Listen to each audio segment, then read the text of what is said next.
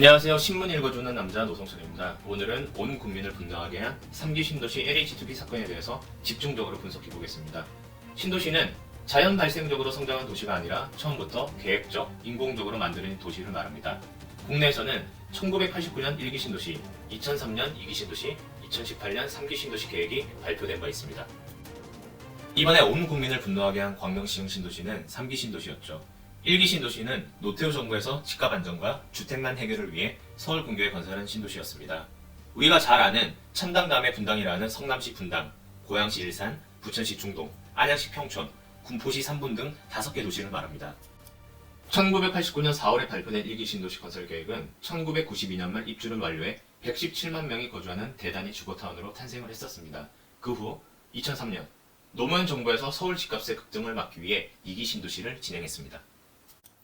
2003년 참여정부는 서울의 부동산 가격 폭등을 억제하기 위해 2기 신도시를 건설할 것을 발표하고 경기 김포, 인천 검단, 화성 동탄, 평택 고덕, 수원 광교, 성남 판교, 서울 송파, 양주 옥정, 파주 운정 등 수도권 10개 지역을 비롯해 충남 천안 아산의 아산 신도시, 대전 서구 유성구의 도안 신도시 등 충청권 2개 지역 등 총 12개 지역을 2기 신도시로 지정했었습니다.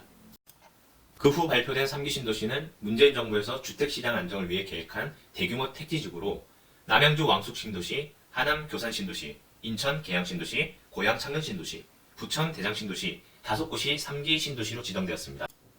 이번에 6번째 지정한 신도시가 광명시흥이었는데 이 광명시흥 신도시 선정 발표를 하고 보니 2018년 4월부터 2020년 6월 사이 한국토지주택공사 임직원 10여 명이 시흥시 과림동, 무진해동 일대 토지를 총 23,028제곱미터를 매입한 후 2021년 2월 24일 3기 신도시 발표에서 광명시흥이 3기 신도시로 선정된 것입니다.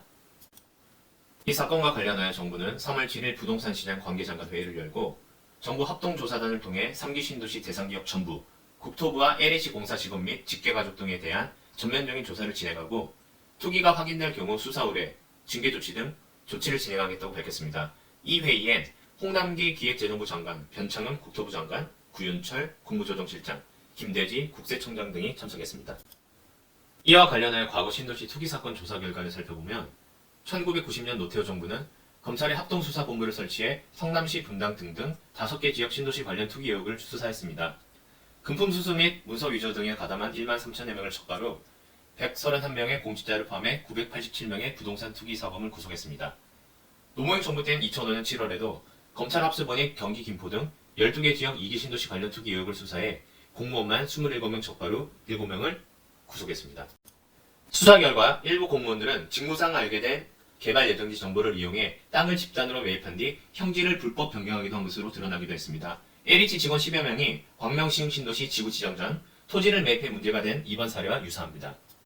열심히 일하는 정직한 사람들만 바보가 되는 불합리한 세상이라는 청년들의 목소리가 들리고 있고요.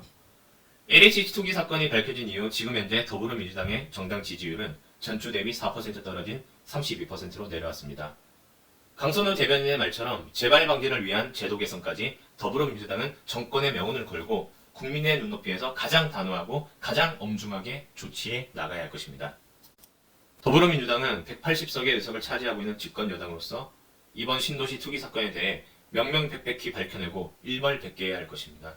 그렇게 하는 것이 2020년 4월 국민들이 마음으로 투표해준 표에 보답하는 것이며 열심히 그리고 정직하게 살아온 이들을 위해서라도 꼭 그렇게 해야 하고요.